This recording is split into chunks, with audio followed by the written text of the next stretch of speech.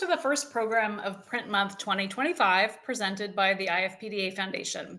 I'm Jenny Gibbs, Executive Director of the IFPDA and the IFPDA Foundation. The IFPDA Foundation is the only U.S. nonprofit dedicated exclusively to supporting print-focused museum exhibitions, programs, acquisitions, and curatorial internships, and the presenter of the IFPDA Book Award. The foundation is funded by ticket sales for the IFPDA Print Fair, which will be held April 9th through the 12th, 2026 at the Park Avenue Armory in New York. And the foundation is also funded by donations from private donors and IFPDA members, and by events like the Evening of Cocktails and Community we're hosting at Christie's on October 17th. If you're in New York on Friday, October 17th, we'd love to see you there. You'll find the link to purchase tickets in the Print Month calendar. During Print Month, the IFPDA invites our friends across the scholarly and printmaking communities to share research and insights. We are very grateful to our friends at Print Council of America for organizing today's very timely program, Who's America? Reflections on America at 250, with Angélica Becerra and Jaune Nakamura, who will be introduced by Print Council President Deborah Wood.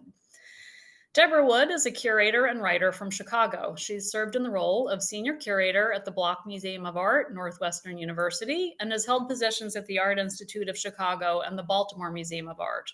Her specialty in modern and contemporary works on paper was founded at the nexus of studio practice and art history, with a BFA from Cornell and an MFA in printmaking from the University of Wisconsin-Madison. The Q&A will be moderated by Print Council Vice President Freda Spira. Freda is the Robert L. Soley Curator of Prints and Drawings at the Yale University Art Gallery. Previously, she was Associate Curator in the Department of Drawings and Prints at the Metropolitan Museum of Art, where she specialized in Northern Renaissance and Baroque prints, drawings, and illustrated books. She holds a BA from Barnard and an MA from Columbia University and a PhD from the University of Pennsylvania. And with that, I am very happy to turn this program over to Deb. Thank you. Thank you, Jenny. It's always a pleasure to see you.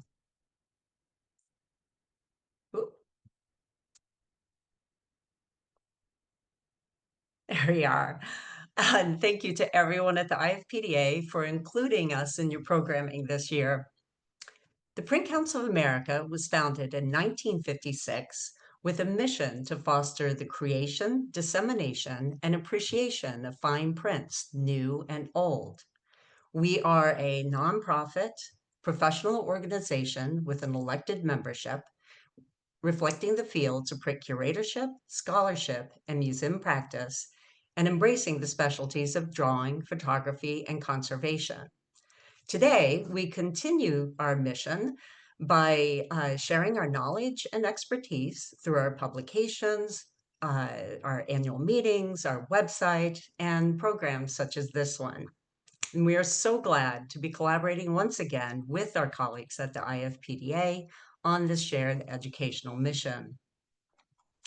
Print Council is sponsoring 4 talks for Print Month this year, all of which in one way or another highlight the long tradition of printmaking in America. This theme seemed appropriate as we are approaching America's 250th anniversary. And today, it is my pleasure to introduce Angélica Becerra and Jaune Nakamura, who will talk about their exhibitions that will coincide with the 250th. At the end of the program, as Jenny said, we'll be joined by my good colleague, Print Council's Vice President, Freda Spira. Dr. Angélica Becerra is the Bradford and Christine Mishler Associate Curator of American Art at the Huntington in Los Angeles. Prior to this, she was the Andrew W. Mellon Postdoctoral Curatorial Fellow in the Department of Modern and Contemporary Prints and Drawings at the National Gallery. She is also a participant in the Professional Printmaking Program at Self-Help Graphics, and she continues to engage with screen printing today. She holds a PhD in Chicano and Central American Studies from UCLA, where she focused on contemporary Chicano and Latino graphics. Jaune Nakamura is Assistant Curator of Prints and Drawings at Princeton University Art Museum.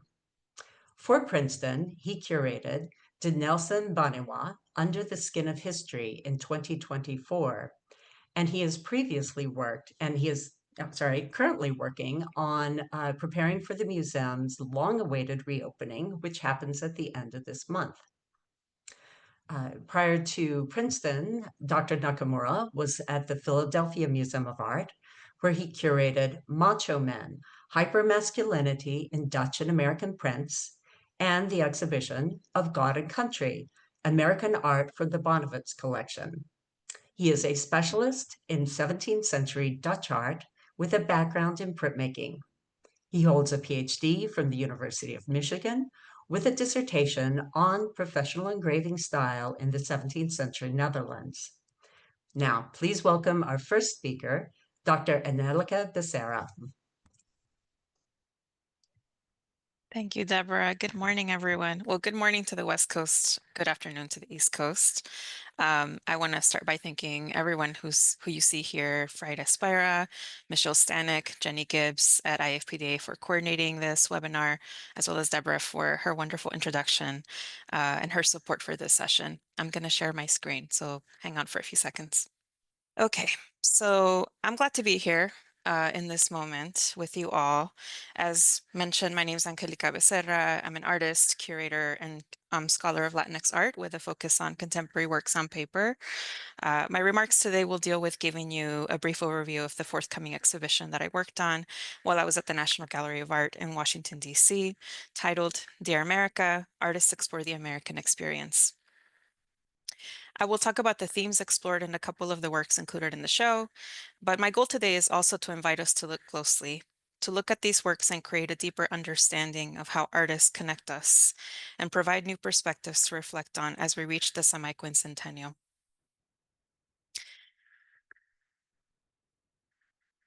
With the Herculean task of reflecting on 250 years, I was grateful to work with colleagues from both the Department of Old Master Prints, Drawings, Photographs, and the Modern and Contemporary Prints and Drawings department where my fellowship was housed.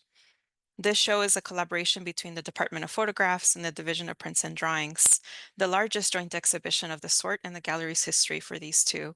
And I asked, the show will be on view from March to September of 2026, and it includes more than 100 works on paper with a wide range of content. The show has work primarily by American artists from the last 2 centuries and explores 3 themes: land, community, and freedom. It includes photographs by Carlton Watkins, Dorothea Lange, Carrie Mae Weems, prints by Thomas Hart Benton, Roy Lichtenstein, Rupert Garcia, and drawings by Thomas Moran, John Wilson, and Toñita Peña, to name a few. I also worked on the show with the incredible team that you see here: Sarah Greeno, Senior Curator and Head of Photography, Photographs at the Gallery, Rena Hoisington, Curator and Head of Old Master Prints, and Shelley Langdale, Curator and Head of Modern Prints and Drawings at the National Gallery. So, land, community, and freedom. These 3 areas and themes are interwoven and in both the show and the fabric of the country. Land can both be home and part of our community. Community can mean working together to improve our condition of life, and the pursuit of freedom cannot happen without community. Also, given that it is rare for so many works on paper to be on view at the same time, my fellow curators and I wanted to showcase the depth and diversity, not just of the American experience and story, but also of printmaking and photography and what can be done with both mediums. Today, I'm discussing 3 prints, 1 in the community section and 2 in the land section. All 3 share an impulse to layer and collage in order to tell a much more nuanced and complex point of view. I'll start with this one. This is Alan Edmonds's print from the family series, Aunt Lil and Colleen, and elementary school photo from 2004. Born in Philly, Alan Edmonds is an artist, educator, and arts administrator with more than 50 years of accomplishments in all 3 areas. He is the founder and director emeritus of the Brandywine Workshop and one of the leading printmaking workshops in Philadelphia. Established in 1972, Brandywine is known for its visiting artist program in which artists from around the world are invited to produce original, limited edition prints while working with a master printer in a collaborative atmosphere that encourages technical experimentation. This print is part of Edmonds' family album series and pays homage to his ancestors and immediate family. The prints in this series are examples of the artist's devotion to his family history and his technical proficiency. He began this project in 1987 after the death of his mother, Fanny Hairston Edmonds. The artist's father placed the family albums in his care, along with his mother's composition books, which contained additional photographs, notes, and his mother's handwriting, which you can see here on the print. While on a teaching sabbatical in 1989, Edmonds traveled to Cardiff, Wales, where he studied computer graphics and their applications to fine art. Here he used scanners to transfer his family photos to his computer and used drawing software to alter them. He changed the color, tint, and scale, added texture, and created repeat images. At this time, laser printers were not available.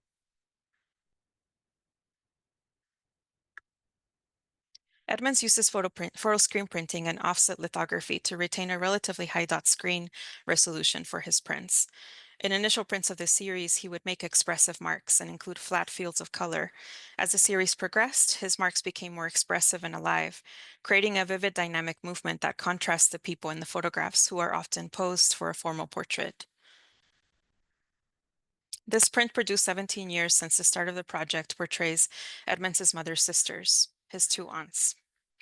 Edmonds describes his work and his family history as a blend of family photographs, historical records, and his mother's wonderful handwriting from her composition book that recorded major events in the raising of her 8 children and 50-year marriage. It records struggles during the 1930s Depression and the death of his father's mother at 33, which left his parents with his 3 younger brothers to care for at the very beginning of their marriage.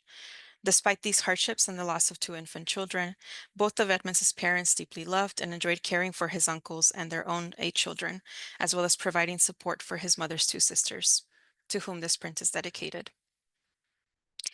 Placed in the community section, this work is at once affirming the idea of family, and, in his use of collage, it showcases how layered and complex a family story can look like. Particularly as Edmonds describes, quote, how resilient the African American family has been, not only his own, but also in the country's history.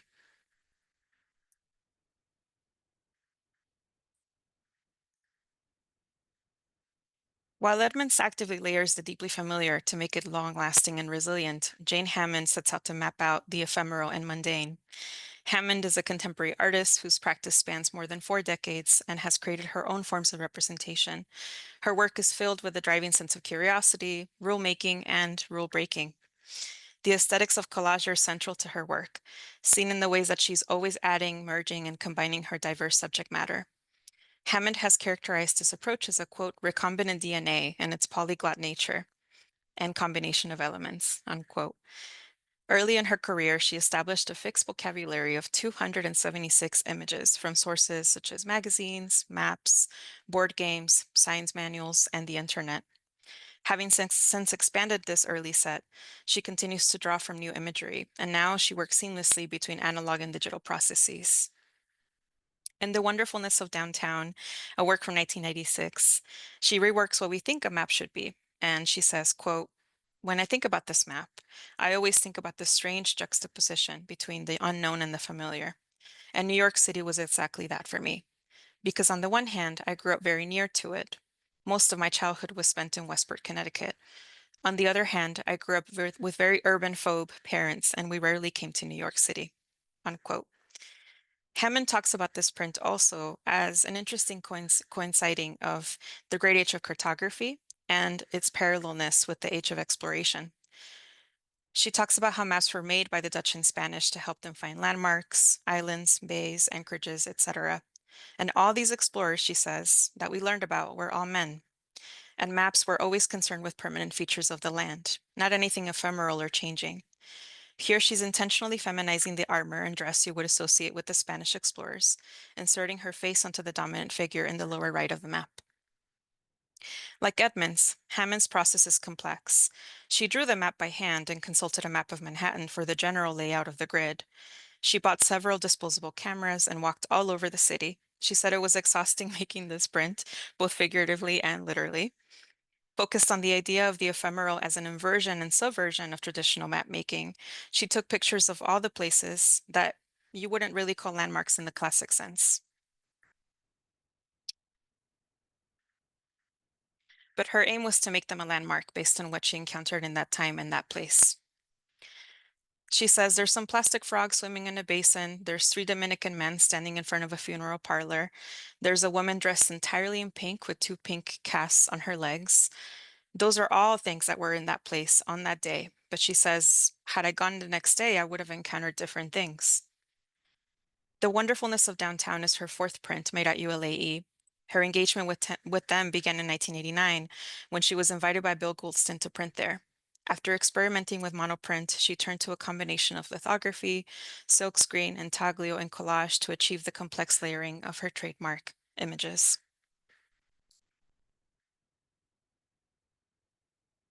And I've pointed out a couple for you in case you were looking.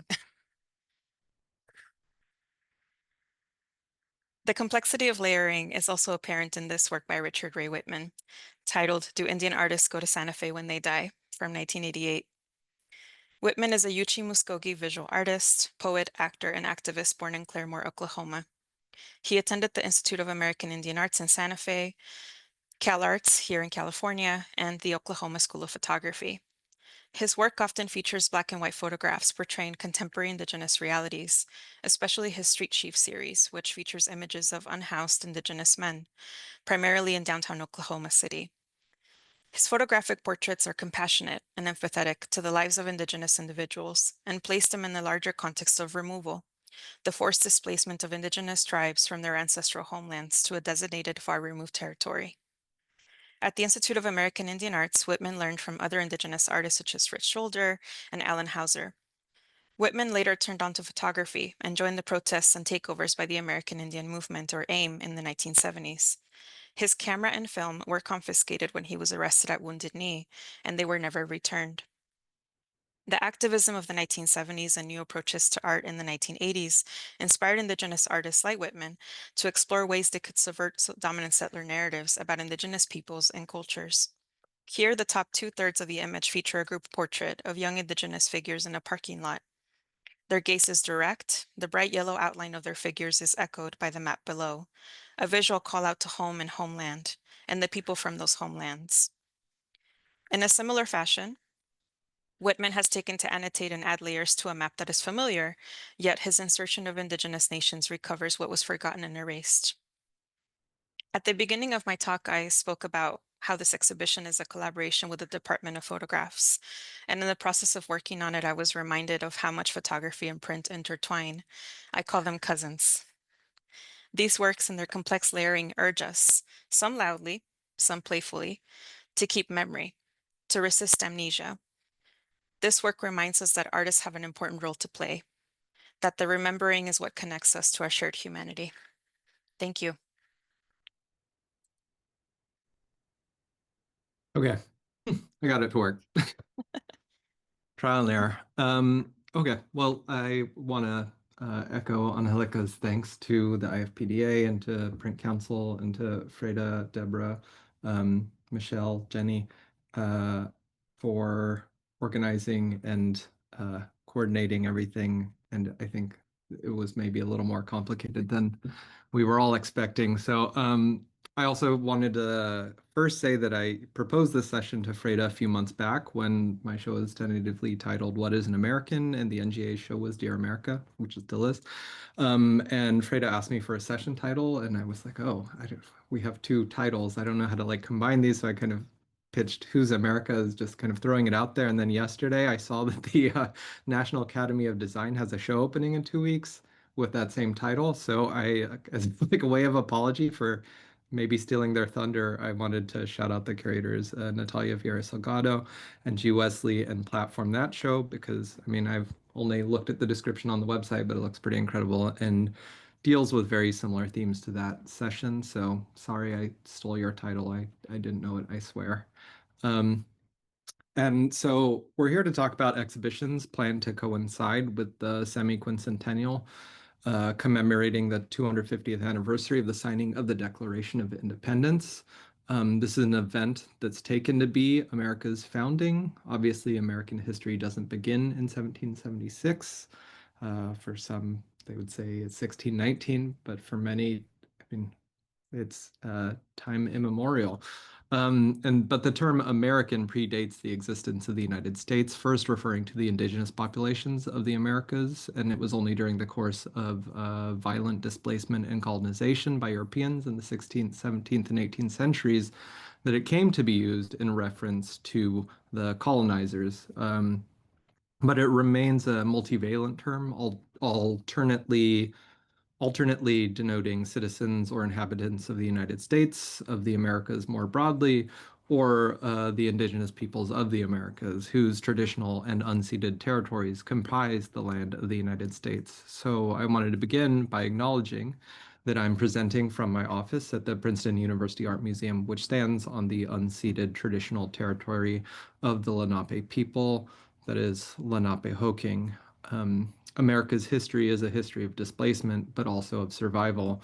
And my hopes that this show in part highlights some Native American experiences in the present to kind of speak to that survivance. The show grew out of a promised gift of Jaune Quick-to-See Smith's large print, What is an American?, offered by Ferris Olin, who some here may know. She was co-founder of Rutgers Institute for Women in Art, and she's done a lot of collaborations with Judy Brodsky of Brodsky Center fame, including a show at the Zimmerli on the Brodsky Center last year. So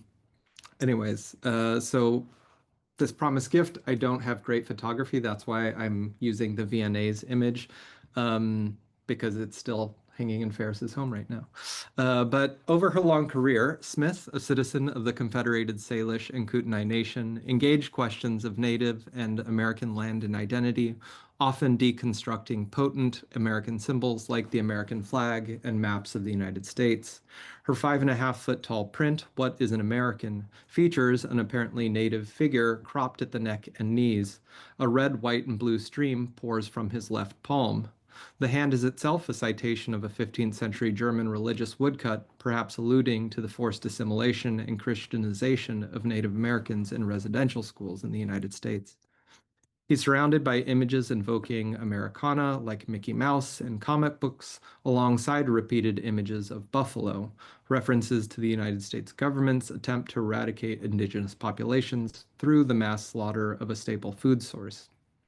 A Mickey Mouse-esque hand reaches from the left margin, possibly offering a greeting, or more likely, to claim the tricolor fountain that bleeds from the figure's palm. Words associated with consumerism and the internet age are scattered throughout. The titular question is raised below: what is an American? Smith doesn't give a straightforward answer, but offers a few suggestions using more collage texts. Americans have big ideas. An American is an optimist. Taking Smith's print as a starting point, I selected about 30 works on paper from Princeton University Art Museum's permanent collection that address or grapple with this question: what is an American? Collectively, the works address how ideas of Americanness and the rights and privileges such ideas entail have been imposed, fought for, and against, litigated, and redefined since the nation's founding, and since the mid-20th century in particular. That's just kind of the scope of the exhibition. I think the earliest work is from the 20s, late 20s. Some of the works concern acts of civic engagement, resistance, and protest, highlighting the struggles of various groups, such as women, the working class, and BIPOC and LGBTQ communities, to attain expanded and/or equal rights within the American project. Other works look at how notions of Americanness might intersect or overlap with various cultural identities, countering narratives of a hegemonic American identity. Americanness has often been defined by way of exclusion of that what has been considered foreign, other, un-American. So many of the works I was looking for tell this story of the gradual fight to be considered American, or rather, to attain the rights afforded to those who are considered as such. The United States was founded in an act of seditious rebellion, and many of its most significant historical events are acts of protest and resistance. But throughout America's history, those who have aimed to expand the American project to be more inclusive and equal, abolitionists, labor leaders, and civil rights activists such as Harriet Tubman or Martin Luther King were labeled as insurrectionists and targeted by the government, only to be later sanitized and canonized within the American mythos. But to tell an honest story of who or what an American is to grapple with complexly layered and woven narratives and identities. I also want to stop to clarify here that this show is for our permanent collection, Prints and Drawings Gallery, so it's sort of a rotation, and it's on a shorter timeline than larger shows, and so it's definitely a work in progress. This is very much a work in progress. Title and checklist aren't finalized, and that's something I'll discuss a bit more later, but jumping into this working checklist, I wanted to walk folks through the kinds of works that came to be included. So several of the works come from the Kent Bicentennial portfolio. I think a number of these are also in the Dear America. This portfolio is commissioned by the Lorillard Tobacco Corporation in 1976 for the bicentennial celebrations and distributed to museums and institutions across the country. Lorillard, I don't actually know how that's pronounced, saw the project as a way to bolster their company's national reputation through a show of generosity and patriotism, perhaps proving Smith right in her assessment of the consumerist center of American life. Still, the portfolio was a success in that the prints provide salient reflections on America, and they remain regularly used by many institutions who receive the gifts. If you Google, you can find a number of exhibitions from the past few years that really showcase these.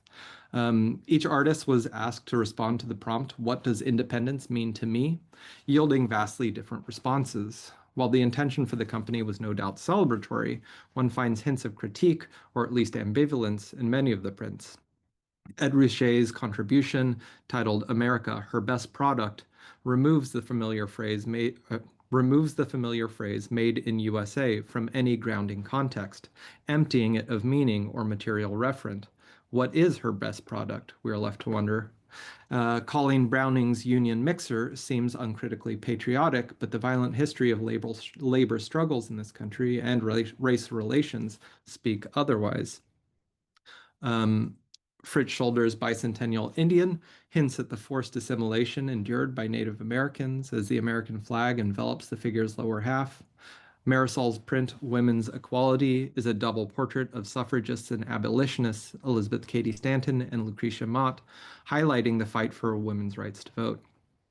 Yet, the two women are shown in static poses and rendered in bright colors, and the only references to the difficult work of coalition building and activism of countless others is found in the half-formed hands that surround them.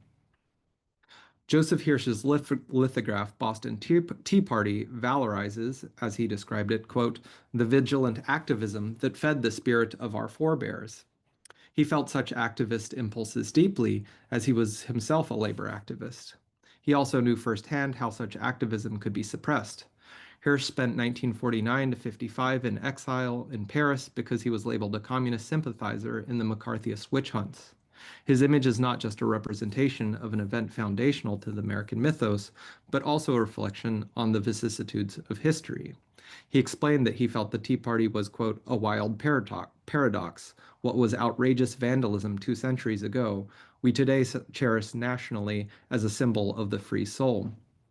But this was not just an act of political protest tied up with mercantile interests. The activists disguised themselves in red-face, self-identifying with the indigenous population as Americans through and through, while also playing in stereotypes of Native Americans as destructive savages. Beyond the bicentennial portfolio, some works are paired due to shared themes and visual resonances. Hungarian-American Hugo Gellert's image of protest shows the racial solidarity some felt was essential to the success of the labor movements of the 20s and 30s. Gellert was one such advocate for Black liberation, and he once contributed a cover illustration for the songbook Negro Songs of Protest, collected by his brother Lawrence and published in 1936. The protest print is, moreover, an image born of personal experience. Gellert was an active labor organizer and anti-war activist and was arrested in an anti-fascist protest that he co-organized in 1928. He was also a founding editor of important socialist magazines, The New Masses and Art Front, to which he contributed illustrations. And as a result of his art and activism, he was monitored by the FBI from the 1920s to the 1970s. They investigated his citizenship status, and he was called to appear before the House Committee on Un-American Activities in 1956. Such events reveal how Americanness is not strictly a juridical matter, but can be subject to revision by those who seek to circumscribe it for political gain. In this lithograph, Gellert has left the sign blank, implying that racial solidarity is an essential tool that can be deployed for various causes. Compositionally resonant with Gellert's image, Flip Schulke's photo for Life magazine shows white students protesting desegregation of a Montgomery, Alabama high school in 1963. The juxtaposition highlights how protest is a means of civic engagement afforded to groups with vastly different ideological positions, and that the boundaries of Americanness and the rights and privileges it affords are always shifting and contested. Some of the more recent works in the show deal with multiple intersecting cultural identities. With apologies for the reflection on the image on the left, it's also a recent gift and hasn't yet had proper photography. It is Kimar Winter's work, which is about food and how, having been born and raised in Crown Heights, Brooklyn, food has served as a tether to a Jamaican heritage from which he is geographically separated, as well as an access point to countless other cultures. As the first of his family to be born in the US, he sees his work as a kind of archiving of recipes and stories to maintain a lineage to the past. The dense smattering of thickly applied oil stick, pastel, and charcoal in tin mackerel and peppers with toast is evocative of ingredients mixing in a pan, playing on representation, abstraction, and signification. He includes a coded text written in a rotational cipher at the bottom of the drawing, which, when decoded, recounts a recipe and remembrance of his mother's cravings for tin mackerel when she was pregnant with him. His analogy of cooking and art making continues in how he describes sharing portions of his work as analogous to sharing portions of himself or sharing portions of a meal. He explains, quote, "Within the idea of generosity, there's a level of care and also control and power to designate who gets what. The painting is a gift, an homage to the dish, the chef, and the moment." Foods and culture are ideologically charged, engaging notions of, as he says, control and power, who gets what. Taking a portion of someone's culture is an act of privilege, and there may be barriers of entry or reasons one should be careful when entering. Roziel's screen print on the right likewise reflects on notions of cultural borrowing and sharing, taking inspiration from ukiyo-e prints and hip-hop, which he has called an Afro-Asiatic allegory. She critiques ganguro, a Japanese fashion subculture of the 2000s that included skin darkening and blackface as part of a broader adoption of Black American aesthetics. But she also acknowledges a mutual cultural influence of Asian art and culture on hip-hop, as anime, kung fu, and Japanese monster movies are frequent touch points for hip-hop artists like the Wu-Tang Clan. Winter and Roziel revealed the complex layering of cultural identity that is central to the American experience for many. So I'll return this overarching slide to try and wrap things up and speak a little bit more generally about the show. So first, there's obviously a challenge of curating a show right now in the current moment, making long decisions when things are in flux politically. And so when this panel was pitched, we were in a very different place in terms of government oversight of exhibitions. There wasn't a national decree yet. And the day I proposed this show to our director, James Stewart, was also the same day he published an op-ed in ArtNet on ethical curation and civic engagement, titled "Museums Are Under Fire, Silence is Not an Option."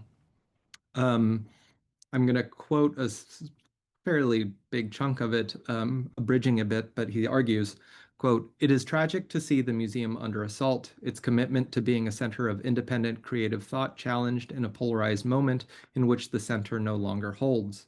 National institutions are under scrutiny for the narratives they present, directors are under fire, museums are targets. Amid these changes, the voices of some directors and curators seem to have dimmed, perhaps to avoid unwanted attention. The only viable response to these attacks is to double down on our ability to hold contradictory ideas in tension, support difference, and foster dialogue and debate. If we are to retain or regain the public trust, we must avoid the perils of partisanship and ensure that all members of our communities can find in us places of welcome, support, and yes, provocation." So sorry for kind of a long quote, but I think it's important to kind of give background for the kind of conversations that we're having behind the scenes. But I wanted to say first that I'm very lucky to have a director who's willing to speak out on our behalf and on behalf of kind of academic freedoms, and state the importance of not giving in. And also lucky to have a director with whom I feel comfortable debating and dialoguing about what ethical curation looks like and what the parameter, how we fulfill those parameters. I think it's a platitude now, perhaps, but equally remains true. Museums are not and have never been neutral. The narratives we present can never be neutral because they are always a selection of history. You can't present the whole of history. And an exhibition is, in essence, an argument. So James and I had a lively back and forth about the checklist, about what kinds of dialogue prompted by an exhibition is productive. So I mentioned that it was initially titled "What is an American?" and that is possibly still going to be the title, but it's kind of the question was raised, like, whose voice is asking? How do you separate curatorial voice from the artists? And is it me making the argument, or is the art making an argument? And how do you let the art speak for itself? The checklist has also evolved out of that conversation. So originally there was a lot more imagery of protest, and now there's more kind of subtle references to American identity and how that can be contested. And also just discussion about what is productive in terms of holding things in tension. What kinds of provocations are counterproductive? I'm also want to say that Princeton, by virtue, like the university, by virtue of its funding structure, its political makeup, and more, has been somewhat insulated from the cuts that other universities have suffered in terms of grants, etc. And also our university president, Christopher Eisgruber, just published a book called Terms of Respect: How Colleges Get Free Speech Right. And he's also published a number of articles about academic freedom in places like The Atlantic. So there's very much a university-wide mandate to protect free speech, even if there might be disagreement for what that looks like. So, I mean, there were campus protests last year that were fairly small, partly because they were subdued quickly and limited in scope. But again, he's been a vocal advocate for fighting a vocal advocate for fighting federal overreach into universities and publishing articles about infringements on academic freedom. Also, giving context that our museum opens on Halloween. It's been closed for 5 years now. And this gallery is kind of alongside, it is between the Gallery of African Art and a smaller Gallery of Latin American Art, and then the larger American Gallery and Ancient Americas Gallery. So, and the American Gallery also has its own kind of interventions into American history and canonical narrative. So there's nice ways that it speaks to the surrounding galleries and can tell a broader story. And then I'll also conclude by mentioning that this show is one of a number that will be up in Princeton, coinciding with a broader initiative called Revisioning America 1776 to 2026, spearheaded by the Arts Council of Princeton and Morven Museum and Garden. It's a number of exhibitions with, quote, commitment to narratives that highlight the nation's diversity by showcasing the work of women artists of color.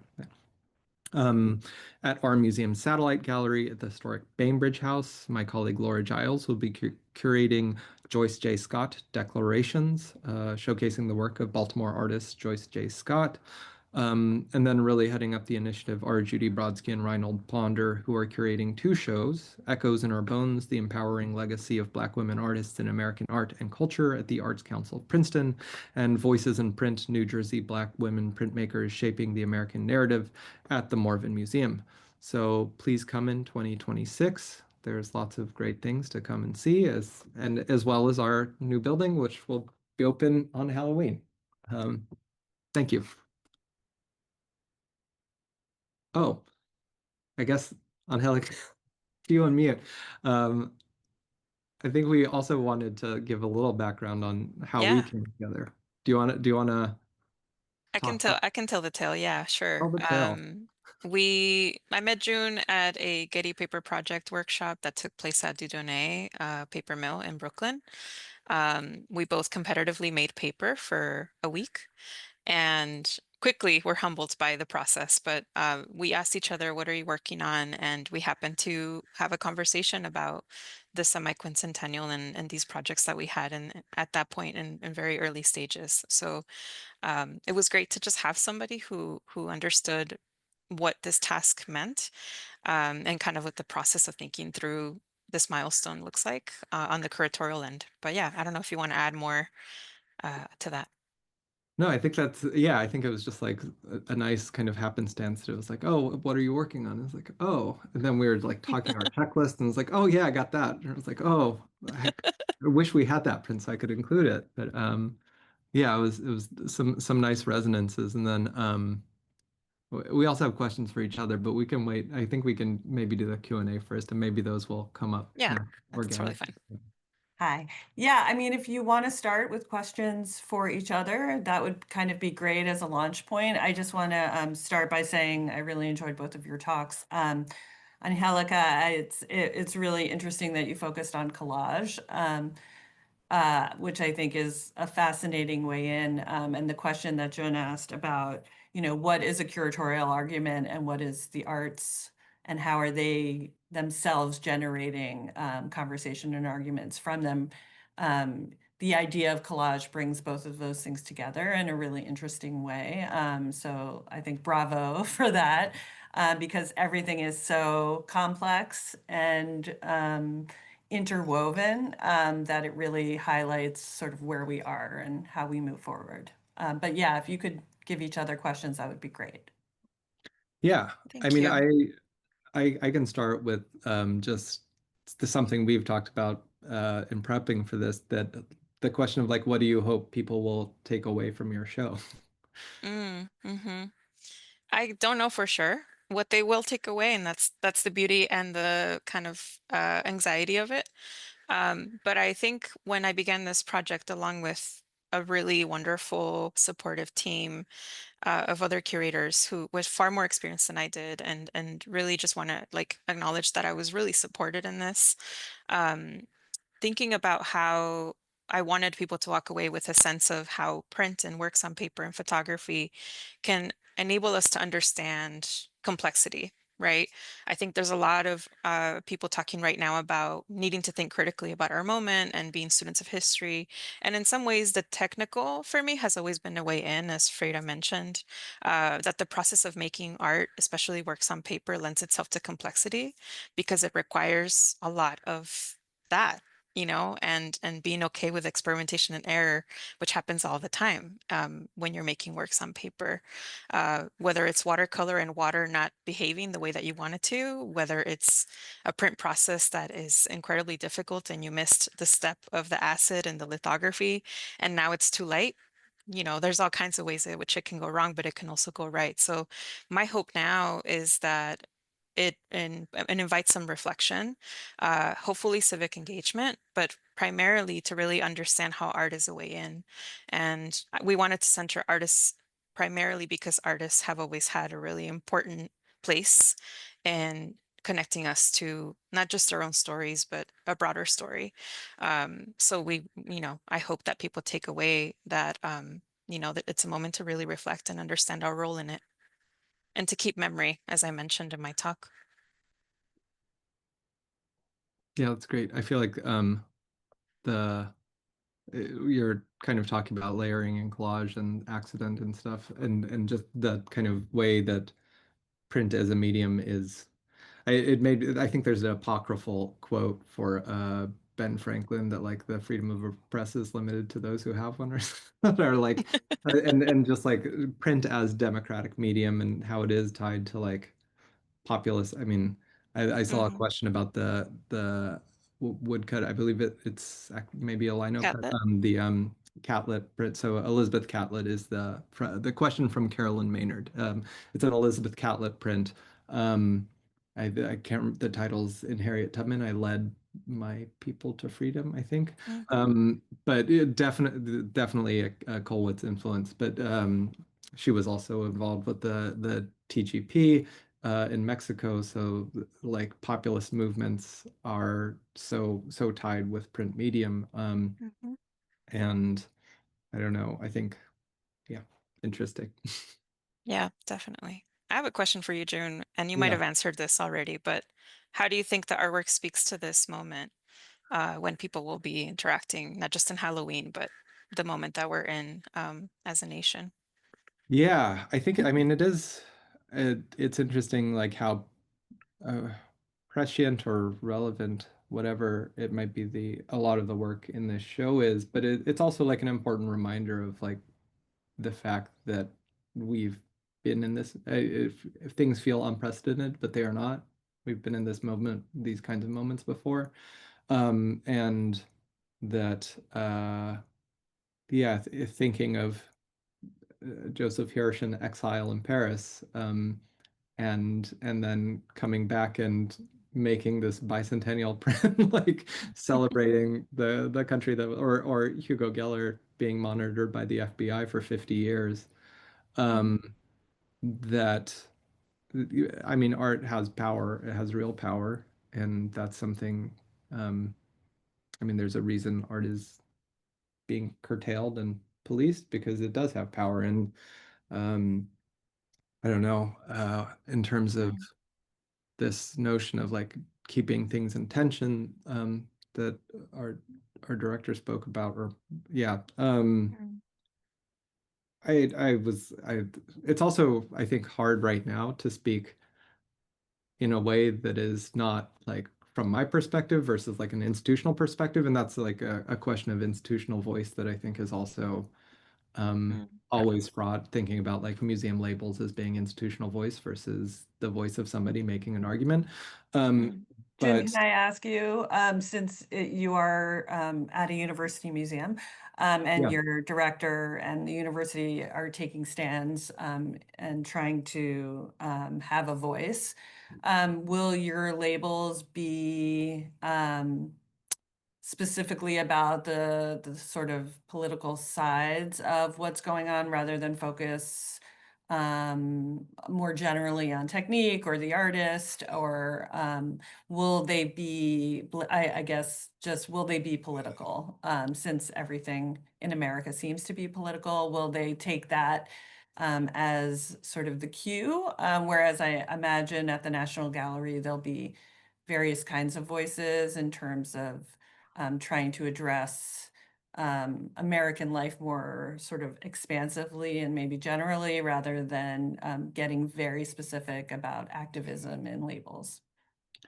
yeah, I think I'm hoping to have somewhat varied approach. I don't want it to just be like a political argument. I don't think it should be, but I think it is like, to your point, there's another print that's in the checklist. It's Yasuo Kunyoshi, who didn't necessarily make particularly political art, but he was a Japanese American, and he was not interned during the Second World War, like many other Japanese American artists were, but he uh, was kind of recruited. He made texts that were then broadcast in Japan to tell people like America is good.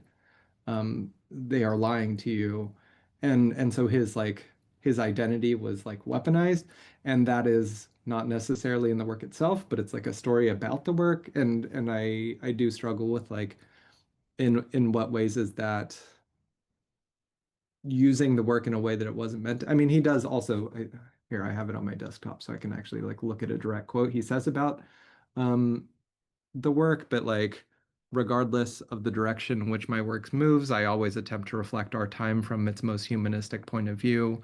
In Carnival, I portray the emotional duplicity of our period, a world of festive deadpan, the grimness of the reality heightened by the color of unreality. So, I mean, when you look at the work itself, it's kind of a dour looking clown.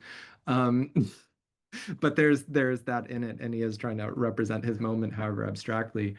Um, yeah, I think I want to leave ambiguity open because I think ambiguity is intended by artists, but also not erase the stories that accompany the works.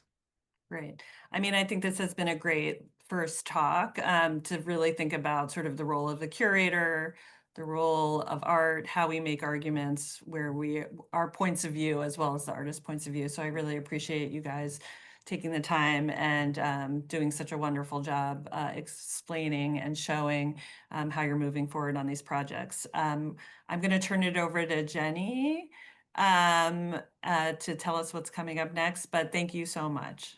Thank you. Thank you, Freda and Deborah. Thank you, Angélica and June. This was really the perfect way to open Print Month. You've given us a lot to think about. I hope to see everyone on Friday for our next webinar, Witnessing Humanity, the Drawings and Prints of John Wilson, which is being offered in conjunction with a concurrent landmark exhibition at the Met, Witnessing Humanity, the Art of John Wilson. So we'll see you on Friday, October 3rd at 12 noon Eastern. Thanks, everyone.